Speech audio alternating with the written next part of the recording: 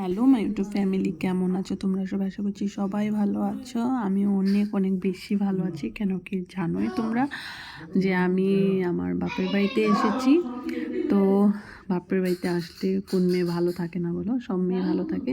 তো এইখানে আসার জন্য আমরা 1 বছর ধরে অপেক্ষা করি, ছেলের স্কুল কবে অফ হবে তারপরে যেতে পারবো।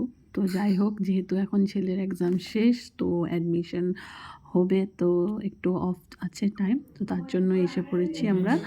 তো আমার দিদিভাই আগেই এসেছে, আমার আসতে একটু লেট হয়ে গেছে। কেন কি অ্যাডমিশনের যেগুলো প্রসেস, তার উপর মানে একটু স্কুল নিয়ে একটু মানে চিন্তাধারা করছিলাম যে অন্য স্কুলে দেবো কি না, সেই নিয়েই তার জন্য মানে একটু দেরি হয়ে গেল।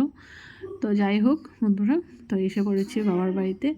তো এসেই দেখো, দিদিভাইকে এসে দেখি যে ও একদম মানে কাজে লেগে পড়েছে। তো একটা মানে আমাদের জানলার মানে খুবই খারাপ অবস্থা হয়েছিল, ভেঙে গেছিলো। তো যাই হোক, ভাই এটাকে ঠিক করার পর, তো এটাকে কালার করা হয়নি, তো তাই জন্য একটা অন্যরকম, তো এটাকে দিদিভাই কালার করছিল। তো তারপর দেখো বাচ্চাদের উৎপাত, পুরো বেডে মানে কার্ড দিয়ে খেলে মানে পুরো মানে জানোই বাচ্চারা দিদার বাড়িতে আসলে যা করে আর কি। তো এই দিকটাতে দিদিভাই সুন্দর করে আলনা গুছিয়ে নিয়েছে, আর এখানে মা স্নান করে পূজা দিচ্ছে। তো আমার ছেলেও এখানে দেখছিল যে দিদা পুজো দিচ্ছে। তো অনেক দিন পর এসেছি, তো আবার নতুন করে ভিডিওটা স্টার্ট করছি, ব্লগ দিচ্ছি।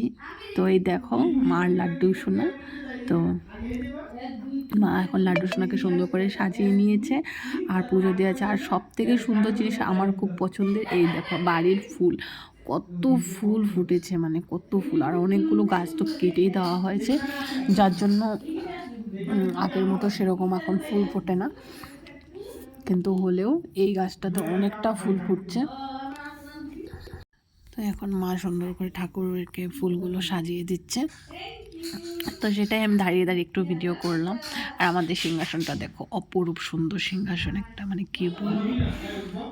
আর এসেই দেখি মার গাছে এত সুন্দর লঙ্কা গাছে দেখো লঙ্কা হয়েছে, আর লঙ্কাগুলো কীভাবে উপর দিকে উঠে আছে।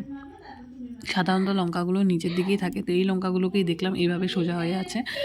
তো এত সুন্দর লঙ্কা গাছ, আবার একটা লঙ্কা পেকেও আছে। তারপর এই গাছটা দেখো, এই ফুল গাছটা যে সুন্দর হয়েছে। এই ধনেপাতাগুলো, এগুলো তো তরকারিতে দিলে তো সেই টেস্টি আর সেই সুন্দর গন্ধ হয়।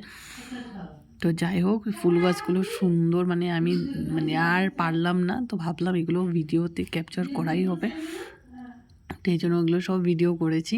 হয়তো তোমরা আগে পরে মার ভিডিওতে দেখতে পারো, কিন্তু এই দেখো এই আমি এখন এটা আমার ভিডিওতে দিলাম। আর অ্যালোভেরা গাছটা দেখো যাই সুন্দর হয়েছে, খুবই সুন্দর হয়েছে অ্যালোভেরা গাছটা। তো যাই হোক, সবগুলো গাছের একটু টুকিটাকি ভিডিও নিয়ে নিলাম। বাড়ির এগুলোই তো স্মৃতি, এগুলোই পরে আমি একটা বছর বাড়িতে যে থাকবো, এগুলোই তো দেখবো আর কি, দেখে নিজের মনটাকেও সান্ত্বনা দিই। তো যাই হোক, কথা বলতে বলতে ছেলেকেও স্নান টান করিয়ে আসলাম। তো ছেলে প্রতিনিয়ত যা করে, শিবকে জল ঢালছে। তো এই দেখো সুন্দর করে শিবকে জল ঢেলে নিচ্ছে।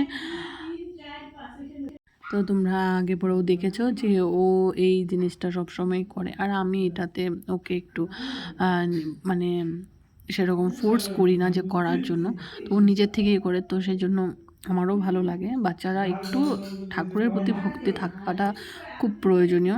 আজকালকার যেটা মানে চলছে, ওইটাতে বাচ্চারা একটু ঠাকুরের প্রতি আস্থা থাকাটা ভালো।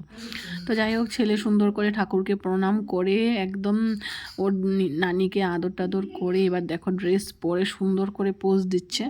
তো ও ভাবছে আমি ওকে ফটো তুলবো, তো এদিকে আমি ভিডিও করছিলাম। তো যাই হোক, সুন্দর করে দাঁড়িয়ে দাঁড়িয়ে সামনে পোজ দিতে সাজু টাজু হয়ে গেছে ওর। এরপর তো এই খুশি, কেন কি এখানে দাদাও রয়েছে। তো দাদা একটু কাজে বাইরে গিয়েছিল, তো একা একা দাদা আসলে তো আবার খেলবি, তো তাই জন্য আমি এখন দেখো একটু কাজ করছি। তো আমি পেঁয়াজগুলো একটু কেটে রাখছি। ভাই ফোন করে বলছিল যে পেঁয়াজ আর একটু রসুন কেটে রাখতে, তো তাই জন্য পেঁয়াজ রসুন কেটে রাখছি। আর আগের থেকে এগুলো রেডি করে রাখলে রান্না করতেও বেশি সময় লাগে না, তাই জন্য। আর ছেলে পেঁয়াজ কাটা দেখে বলছে যে পেঁয়াজ খাবে। তোমরা জানোই যে ও খুব পেঁয়াজ খেতে ভালোবাসে। তাই জন্য একটা পেঁয়াজ আগে ধুয়ে কেটে ওকে দিলাম খাওয়ার জন্য।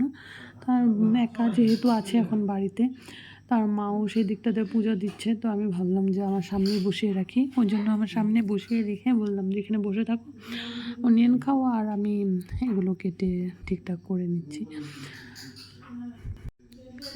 আর পেঁয়াজটার এরকম ঝাঁঝ, বাপরে দেখো, আমার দেখেই বুঝতে পারছো, আমার চোখে নাকে একদম জল এসে পড়েছে পেঁয়াজের ঝাঁঝে।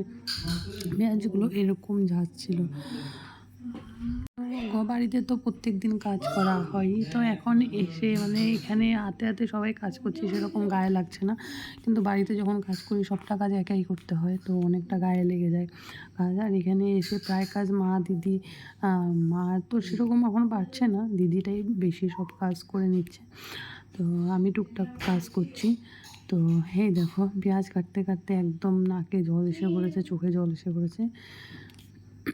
আর এখানে পেঁয়াজগুলো কেটে এরপর এখানে রসুনগুলো ছুলে নিচ্ছি। তো ভাবলাম যে পেঁয়াজগুলো কাটছি আর এত আগে এগুলোকে ধুয়ে মানে স্লাইস করে নিই, তো সেই জন্য আগে এগুলোকে ধুয়ে সুন্দর করে স্লাইস করে নিয়েছি। আর রসুনগুলো এবার সুন্দর করে কেটে নিচ্ছি। তো এদিকে সাথে ছেলের সাথেও কথা বলছি, আমি না কথা বললেও বাইরে চলে যাবে, ওর জন্য আমি ওর সাথে কথা বলছি আর এদিকে কাজগুলোও করছি।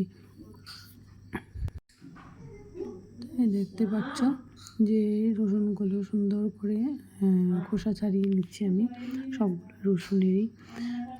আর তো দাদা এসে পড়লে আর একে এখানে বসিয়ে রাখা যাবে না, তখন তো দাদার সাথেই খেলতে থাকবে।